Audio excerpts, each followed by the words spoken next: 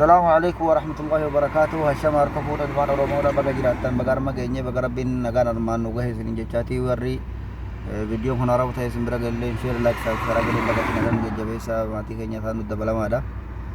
Egaa kanatti aansuudhaan ammoo oduu haaraawwan harkaa qaba. Egaa yeroo tokkollee gadda himatan yeroo tokkollee gammachuu himatan gaa jiru aduunaa kun akkuma akkasitti deemaa jirti. Warra du'eef jannata kadhataa warra jiru ammoo nasir kadhataa jiraachuudha qabna. Amma oduu haarawaa akkaan dhaga'ee jirutti biyyarra aanaa Arxummaa Fursee magaalaa Caffaa keessaa oduu isinii dabarsuun barbaada. Egaa diinni uummata keenya duraanuu jireenya lafaarratti jibbee maqaa meeqaan of jaaree nutti moggaasaa ture, maqaa nu hin qabne nutti moggaasaa ture, hojii nu hin qabne nu waamaa ture, kaayyoo nuti ittiin yaadini nu yaadaa nu waamaa ture. Amma saniif karoorfatanii waan jiraniif mootummaa of harkaa waan qabaniif maqaa TPLF fi shanee jedhuun nutti moggaasanii uummata keenya duraanuu turanii jiran uummata keenya dhabamsiisuudhaaf uummata keenya fixuudhaaf jechaadha. Kana waan ta'eef wanni amma godhamaa jirus ammoo kaayyoo san galmaan ga'uudhaaf kaleessaa fi dheengadda yeroo shafakaa dhabeettis quba qabdan taha. Xayyaaraan kamisee kaleessa dha'uun tikfattoota uummata hawaasa uranee qubatee yookiin tikfattuudhaaf ganda magaalaan ala qubatee jiru irratti dha'uudhaan nama meeqa dararaa turan nama meeqa miidhanii turanii har'aas ammoo deebihanii xayyaaraadhaan magaalaa Caffaa Roobit akka dhaheetti gabaasni amma nu gahee uummanni dhahames lakkaawwamee beekamuus hin danda'amne namni offolee sanga offolee fi hanga madaa'illee beekamuu hin danda'amne namni akka jirutti qaamni namaa ciccite kan miilli cite kan qaamni mudhii gad irraa cite kan qaamni mudhii ol irraa cite kan harki irraa cite kan buquun irraa cite hammanaan hin jiru. Qaama namaa kana walitti fuunee eenyu akka ta'ellee beekuu hin dandeenyu kan jiran gabaasaa jiranii. Egaa xayyaaraan dhahee waraanni immoo lolli ganama ture irraa ammoo waraanni mootummaadha warroota isaanitti guutanii isaanii wajjin TPLF loluuf yookiin ammoo waraana waboo loluudhaaf isaanii wajjin deemullee booddee hoggaa ofii sardaman ummatuma sanillee fixanii ta'anii jedhanii warrootuma isaanii wajjin lola kana ni lolan ni geggeessan isin gargaara jedhanii karaa geggeessaa karaa baqataniis karaa lolaniinis isaan gorsaa turellee tarkaanfii irratti fudhatanii kun uummanni keenya warri isaanii wajjin ture ajjeefamee gaara keessatti karaa irratti darbamee bira darbamee jechaa jiran. Warri isaan jala deemee isaanii wajjin wareega kaffaluus akkasumatti harkuma isaaniitti salphataa jira kan jiran dubbataa jiranii. Akkuma ta'eefuu waraanni eda dhukwaasa banee gandarratti dhukwaasaa ture uummanni ganama egaa akka ta'eenuu bulee barihee waraanni guddaan dhufee jara san Caffaa keessaa baasee amma lolli karaa Caffaa Roobitti irraa karaa qoritti darbee kan jechaa jiranidha. Lolli amma Caffaa Roobitti bahee jira.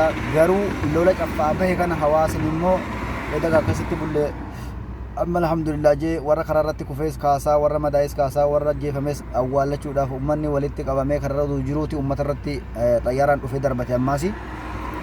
Namni hedduutu lubbuun darbee kaasuudhaaf illee itti rakkannee jirra. Reeffa kana eenyu akka ta'e qaamni kun kan eenyu akka ta'e illee nuuf hin galle walitti qabamne illee waan kana sirreessuudhaaf ammoo ammaan lamatu nurratti ajee uummanni wal baqatutti jira. Sodaa guddaatu jira. Xayyaaraan ammaan nurra maruu jirti kan jiran dubbataa jiranii.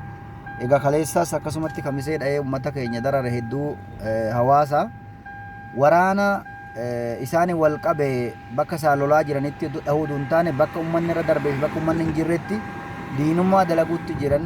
Xayyaaraan isaanii tunis seeraan ala deemu jiraatu isaanumti seeraan ala hojjetu jiraatu gasan isaanuma beeka.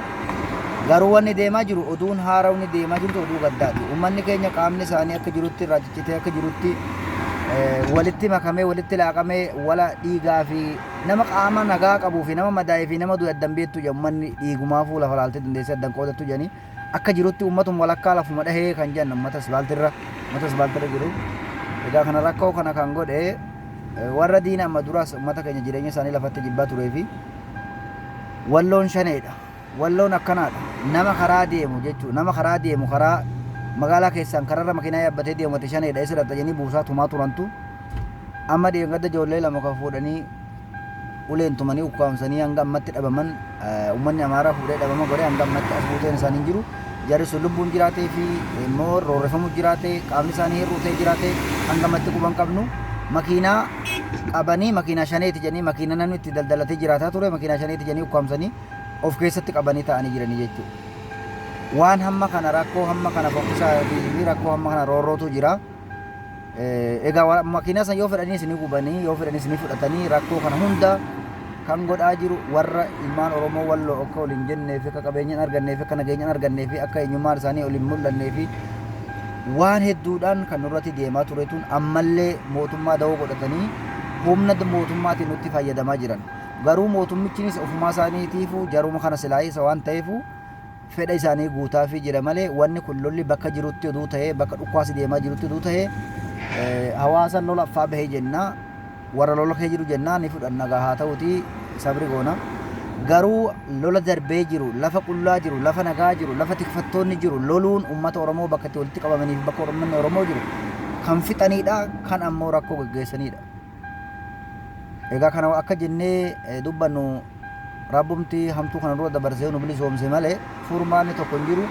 Ilmaan Oromoo walloo bakka jirtanii lafaa kaatanii diina keessan mo'achuudhaaf of qopheessa of ijaaraa of qabaadhaa. Waa saamurraa of qusadhaa, haloo ba'urraa of qusadhaa, gocha fokkatarraa of qusadhaa. Karaa seera qabeessaan egeree keessan tikfadhaa, gurra keessan tikfadhaa, seera Oromootii fi safuu Oromoo eeggadhaa. Wal ijaaraa wal quba qabaadhaa. Diinni jireenya kee lafatti si jibbee jira. Jireenya kee lafatti waan si jibbeef magaalaa kee deemee xayyaaraadhaan uummata walii qabame hawaasa lafatti fixutti jira. Daa'ima ijoollee xixiqqaa magaalaa jirtu karaarratti gabbaate ijoollee xixiqqaadha jedhama namni gariin kan qaamni cirame harka eenyu akka ta'ee fi mataa eenyu akka ta'ee fi miila eenyu akka ta'e addan beenne jinaazalee lafa kaasuu nu dhibee walii qabamee namni kaasuudhaaf lammata nurratti ajee sodaatee reeffa baqataa jira jedhan uummanni. Rakkoo kun hundi gaa hawaasa qulqulluu karaarra jiru magaalaa keessa jiru nagaa waraanni guyyaa darbee nama deebanii dhahaa jiran kan jaan dubbataa jiranii waraanni lolli darbee jira karaa axaayyitti fuula galfatee jira kaarra qorii jiras jechaa jiranii. Garuu waraanni mootummaadha uummata keenya waggaa bira gaheetti kottaan wajjin lolli jaa uummanni itti makame isumaa sin ajjeesaa yoonni didee sin ajjeesaa rakkoo kana uumutti jira.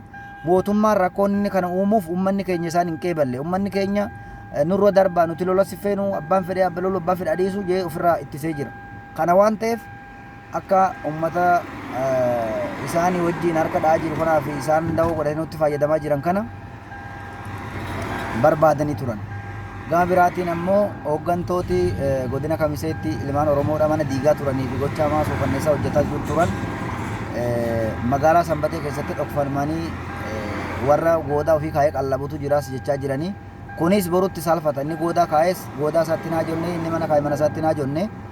Egaa diina kaleessa ilmaan Oromoo dararaa turee fi saamaa turee fi miidhaa ture dhossuun har'a hin barbaachisu gara seeratti akka dhiyaatu. Garuu lubbuu nama tokkoo balleessuun hin eeyyamamu hin eeyyamnuusi hin barbaannuusi qabeenya mootummaati jettanii saamuunis fafaa farraa kanarraa illee of qusaddaadha. Nageenyi barbaachisaan dhaabbatuu qabaa yaadi barbaachisaan uummataaf ta'u dhagadi dhaabbatuu qabaa walquba qabaatuu qaba ilmaan Oromoodha. Baateerraa kaatanii ilaa daangaa Shawaarobitti nageenya keessan kabajamuu qabaa wal kabajuu qabdan walquba qabaatuu qabdan. Har'a abbaan biraa dhufee isinii bulchurra isin gabbuutanii dhannoo keessanii wajjin lafa keessan qindoottanii ofirraa eeguu diina warra waa saamuu fi waa hatullee ofirraa eeguu qabdanii. Egaa nama hamma wareegame hamma dhiisellee walitti deebina hanga quban qabu lakkoofsa hin dandeenyu amma reeffa kaafnee walitti deebina jedhanii jiranii yoo kan danda'amu taate qaama eenyu akka ta'ee fi eenyu akka ta'es beekuu hin dandeenye saniifuu jinaazallee lafa kaasuu nu rokkisa kan jaa jiranii. Egaa hundaafuu hanga namni madaa'es hin beekamne madoonis hedduu jedhanii baay'ina himanii namni du'es baay'ina hima jedhanii namni du'e yoo gadi qabne nama 20 olii malee 20 gadi hin ta'u jechaa jiran namni lubbuu dhabe. Egaa kana hundumaa nuti qormaata irra geenyee nama hamma ta'e namni hamma du'e qaamni isaanii akka itti irrate warra qaamni irrates warra madaa salphaatis walii gabaasuu dandeenya hanga dhuma kun daawwattan kanatti aansuudhaan ammoo warri viidiyoon kun haarawaa ta'e isin bira galee sheer laayik sabskiraayib godhaa nu jajjabeessaa nu guddisaa isin jennu mana Oromoodha. Yaada jiruu fi oduu haarawaa jirullee hanga dandeenyeen hanga bilbilee dalageetti waliif gabaafnaa fayyaataa jiraadhaa oolumaa gaarii jenna. Rabbi warra du'e kan jannataa godhu salaamu alaikum.